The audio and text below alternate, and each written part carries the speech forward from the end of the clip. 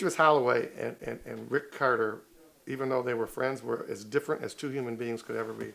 Demetrius Holloway, had he wanted to be, could have been a CEO of a major corporation. He never drank. He never smoked. He laughed at people who used drugs. He was smart as hell, and he was cunning in a good way and in a bad way. But he was cunning in a good way, like Bill Davidson probably was to Bill Guardian Industries. And he was a leader. See, a lot of these guys they lead in the wrong way and they lead in the wrong business. But that personality trait, if they were in the military, they'd be a guy who'd become an officer. Demetrius Holloway would have been an officer in the military. If he went to a regular business and started working, he'd come up with a better idea about how to do certain things. He was a leader of other human beings, and he'd wound up as a manager or a boss. Well, you know, Demetrius Holloway, obviously a whale of a dealer. Demetrius had met Eddie's old man and my old man, went at Milan. Eddie old man took Demetrius under his wing, introduced him to all the right people. And it's kind of like, you know, just like King Midas, as I was told, everything that he touched turned to gold. You know, and he hit the streets and he just blew up. I mean, and didn't just blow up. I mean, he started moving thousands of bricks. So anyway, you know, it's Eddie's father who had turned him on. And Eddie called him up and said he needed some money to do this, that, or the other. And we were waiting on him. And Eddie calls him up, and Demetrius is like, "Don't worry about it, little homie. I'm in your back door. Come out the back door." And we go out to the alley of Geneva. I didn't know it at the time. It was Maserati Rick who was with Demetrius. Demetrius is driving, and he comes through the alley. He's got a shopping bag. Gives Eddie a shopping bag. It's like $82,000 in it. Keeps it moving. He's just like, he handed him $82,000 like he was handing him $82. And he's just like, "Tell your pops I came through. You know, stay up, bro. If you need anything, just give me a shout." And he kept going. And yeah, that was like Demetrius was. He was like at his peak then. He was really moving the crowd then. Generous guy. He was very generous to his friends. Shame that he, you know, died in the tragic way he died. Police tonight refused to release the identity of the man found shot at the Broadway clothing store. Friends and relatives of Demetrius Holloway gathered quickly after word of the shooting spread through the city.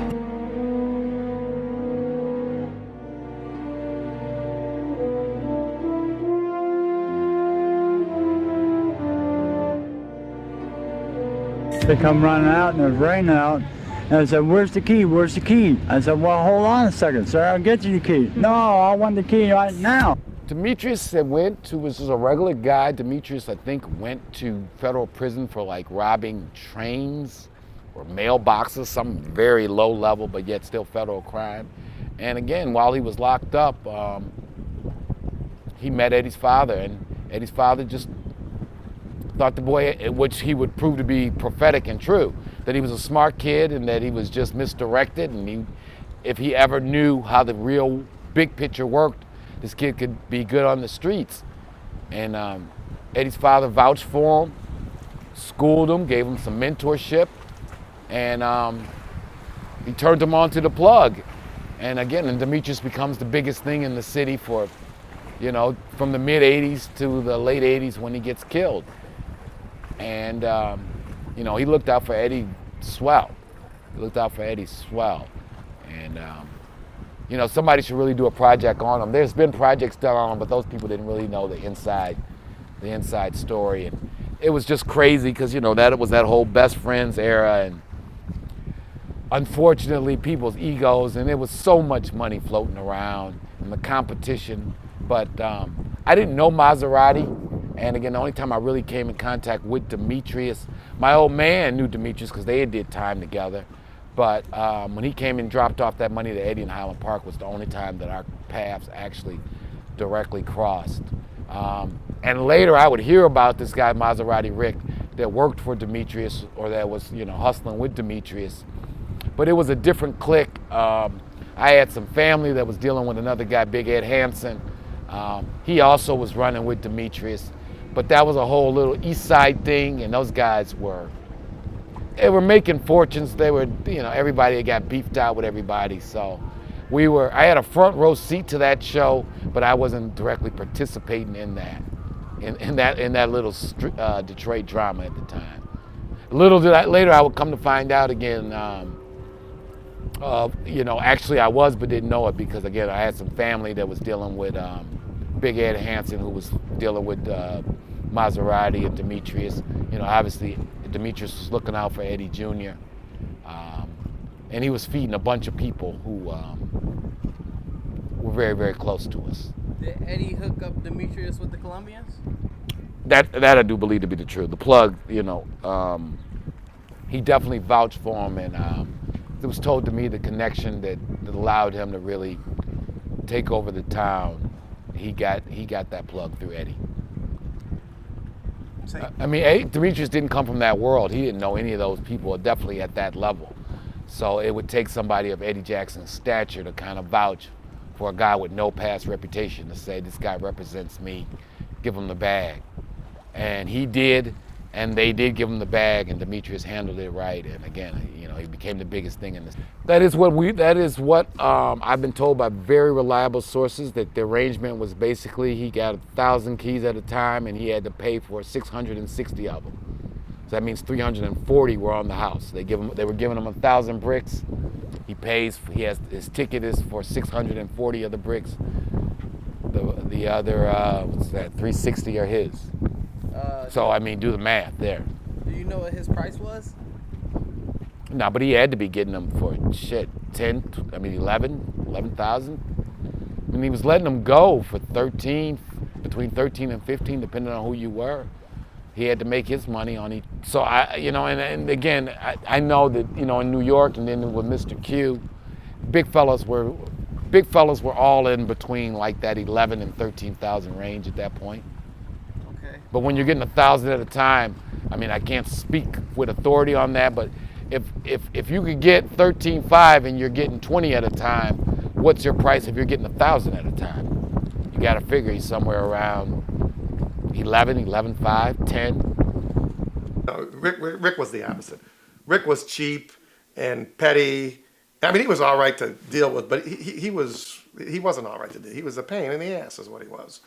And he liked to flaunt stuff, and walk around like he was a big shot, which in a sense he was, I guess. But it was apples and oranges, him and Demetrius. Anybody will tell you that. Anybody in the streets will tell you that. But they knew each other from childhood. Oh yeah, they grew up together. I'm saying they were close. I don't know if they were close because I wasn't with them, away from. But they at least knew each other. No, yeah, they were. It was. I used to say to Meech all the time, Jesus Christ, did you guys live down the same street? Would you have a different kind of water in your house than Rick? What street? Do you know what street those guys were in? I think they lived in the Brewster Projects. I think Demetrius came up in the Brewster Project. That's what I think. I don't know. His mother worked for the post office. What cases did you do for Demetrius? Every case he got from the day Demetrius Holloway walked in my office in 85. He died in 90, probably 85. He walked in. I was still in the Lafayette building. He said he had a Fed case, felon in possession. He had just gotten out on bond. And he had just got out of jail, out of prison, federal prison. Yeah, he got out in 85. And he had just got out on bond. And he came in and he said, look, I'm going to try this case. I've got a defense, which he did. I don't have any money, hardly. I've got, some $500, whatever it was he had. But my word's good. He says, you tell me the fee. It'll take me some time, but I'll pay the fee. And he was, at the time, literally had just gotten out of jail on federal parole.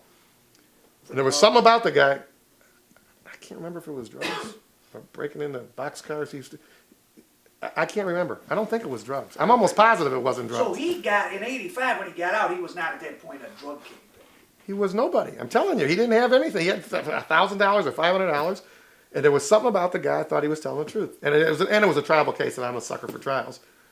And I said, okay, we got a deal. And of course, this jackass examining me today would say, and you didn't have a fee agreement? I said, yeah, we had a fee agreement. We shook hands. And we tried the case, and he was found not guilty, Judge Woods. And he did exactly what he said he would do.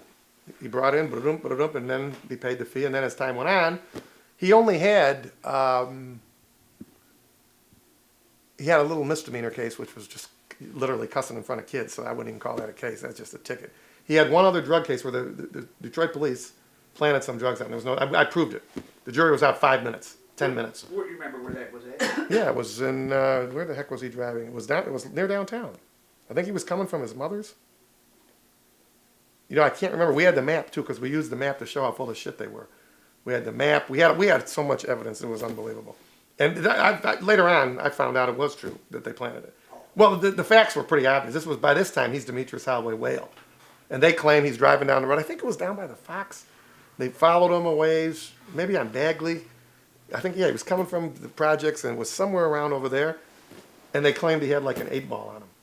Now, this is a guy who doesn't use drugs, which I know for sure. He's a whale. What whale is driving around with it?